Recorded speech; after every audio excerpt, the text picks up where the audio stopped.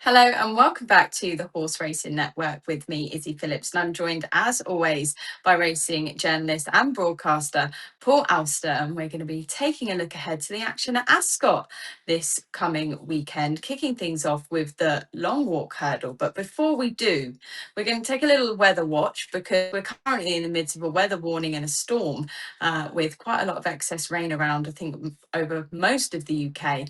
But there is a weather warning at Ascot. However, conditions do look quite dry and sunny on Saturday and also on Friday and on Saturday also. So if there is rain that does hit the track, it's likely going to dry out. But things kick off for us at 2:25. There's a really exciting field here.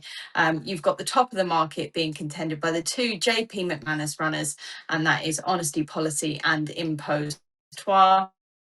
You've then got Strong Leader, last time out winner for Ollie Murphy. Time out before that, winner for Ollie Murphy. Crambo. You've also got Potter's Charm, Jet Blue, Dodie the Great, Altabelli, Colonel Mustard, Beauport, and Gwenny Mayboy. I think actually quite a good field for this. So you can have a maximum of 18 runners. We've got 11. It's not too bad. Do you fancy either of the JP McManus winners to get the job done here, Paul, or do you think that something else might steal the show?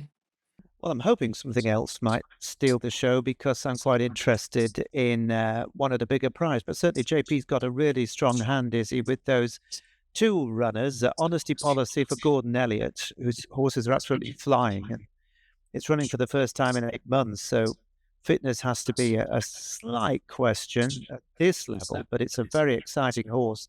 And it's first time in a handicap, not a handicap, it's rated 148. This is a grade one. It's kind of a dress rehearsal for the Stayers Hurdle at Cheltenham. And it needs to do really well here, I think, to ensure its place at that kind of level. If it doesn't see out the trip well enough at this level, they might drop back and try something else. Impostoir with 2 wins already at this trip this season at Aintree and Newbury. Beat Strong Leader last time. I mean, he is rated £5 superior to Honesty Policy, so in theory he should be the stronger of the JP pair, but it's hard to know, really. Strong Leader is a horse who only just met defeat at Newbury, having won at Wetherby the time before in a Grade 2. He's a horse that is such a handsome horse. He's a beautiful looking horse. But the issue with him for me is that, he should probably have won more races than he has. Crambo is the horse many people will want to win because he's won it for the last 2 years. He's going for the hat-trick. But his run first time back here 4 weeks ago was pretty disappointing. I'm sure he'll spark to life over this longer trip, but I'd probably want to take him on. And the one I'd be interested in here is each way is Jet Blue, the French raider, for David Cotin and Harry Cobden booked. This is a significant booking, replacing the French rider that's partnered him at Auteuil the last twice, including when he was second in a Grade 1 5 weeks ago. Remember him winning at Cheltenham last season at the December meeting where he ran away with the Grade 2 Bristol Novices Hurdle. And on that basis, he was strongly fancied for the Albert Bartlett. But for whatever reason, he didn't bring his A game to the table that day. Maybe it just was an off day. I think this horse is interesting that they're coming back on a different type of a track that will probably suit him more, this flatter track this time. And of course, we've got one of Britain's very best jockeys on board in Harry Cobden. So I think 14-1 in a race where there's not much between them on the figures, 14-1 for a horse that we haven't really got to the bottom of, could be decent. See, I really like one here, a similar price, a little bit shorter than yours there, actually, Paul. Perhaps not quite as good on the each way value, but I think that he's got a really good chance to win. And I like Potter's Charm for the Twiston Davis team. They are having winners as well as the moment. I know you mentioned that Gordon Elliott's in form, but so are the Twiston Davis team.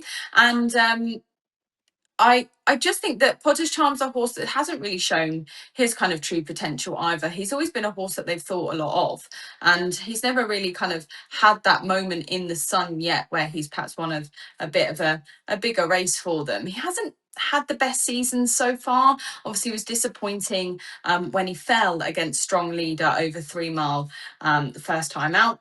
And then since then, he was third to Woodot, back over a shorter trip of 2 mile 3. He's having another go at 3 mile here. And I think that, I think that's a pretty good move from them. I think that 3 mile should suit him. He did win a point to point over 3 mile. So he's a horse that, most horses do win their point to point 3 mile. But I think that he could have a really good chance.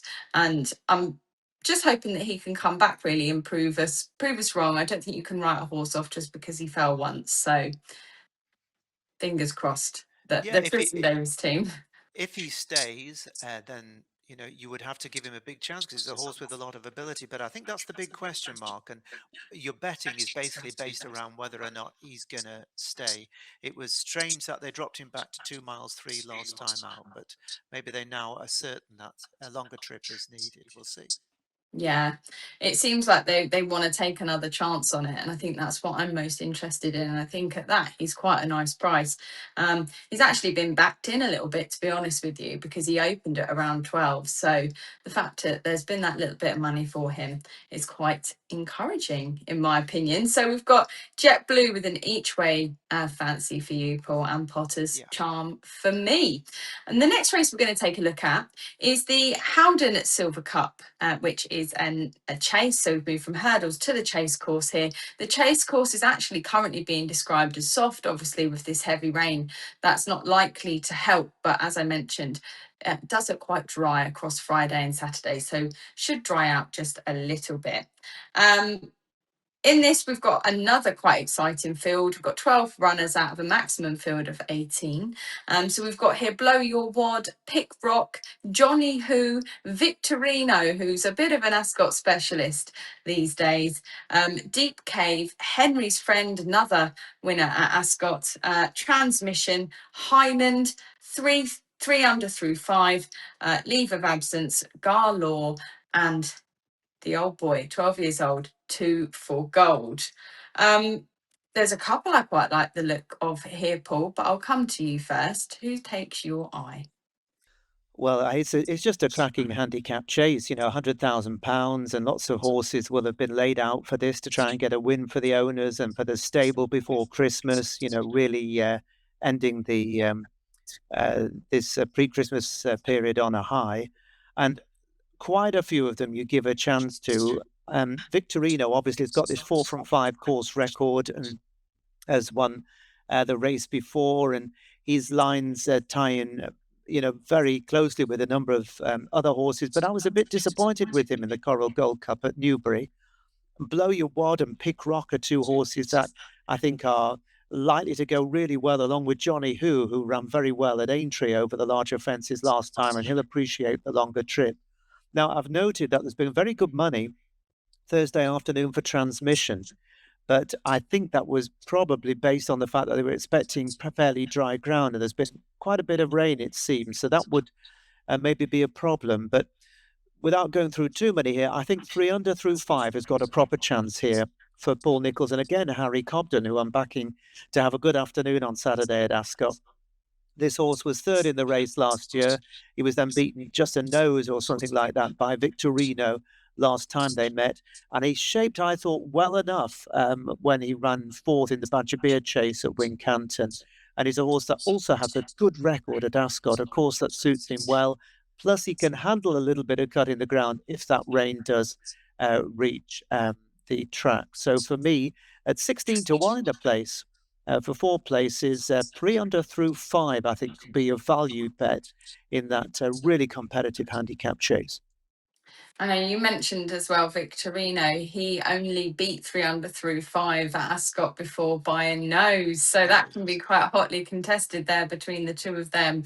I'm I'm hoping it's going to be Venetia season. I think Victorino's got a really good chance back at a track he loves to get his head in front here, and I think he's quite a nice price to do so. And I actually fancy the bigger of the prices, likely because of the jockey booking, but I quite fancy Henry's Friend for Ben Pauling. Obviously, they've also got Pick Rock in the race, more well fancied, likely because of his form, but also because the selection of stable jockey Ben Jones. But Henry's Friend for me also likes Ascot, and I'm going to go horses for courses here. So I think Victorino and Henry's Friend to get their heads in front back at a track they love with a little bit of cut in the ground, I think should just suit both of them. Maybe more so Henry's Friend because he has won in soft at Newbury. So I think, obviously be nice for the McNeils to get a winner with 3 under 3 5 Paul. Obviously, they've had some terrible news this week with the news about in the waterside. So I'm sure that'll be quite an emotional one if he can do the business for them on Saturday. Yeah, it's a tough game, as we know. So we'll wish them, the best of luck. And well, we put up between us three horses to focus on there in what I think is going to be a really terrific race. And of course, it's the foretaste before we get to the Boxing Day coverage, and we'll be back with you before then with a look ahead to what's going to be a brilliant Christmas period, including the King George at Kempton. So there's so much to look forward to as we move right up to Christmas time now. Oh my gosh, will we be back? We'll have the biggest car because you've also got that big Leopardstown Christmas Yeah, Festival as well, and you've got the Challow mixed in there somewhere at Newbury. So all very Chepstow as exciting. well. A little bit of Chepstow and leading up towards that Cheltenham New Year's Day meeting to kick off the new year as well. So please do check out the channel and stay tuned for that. And thank you, as always. Don't forget to like and subscribe.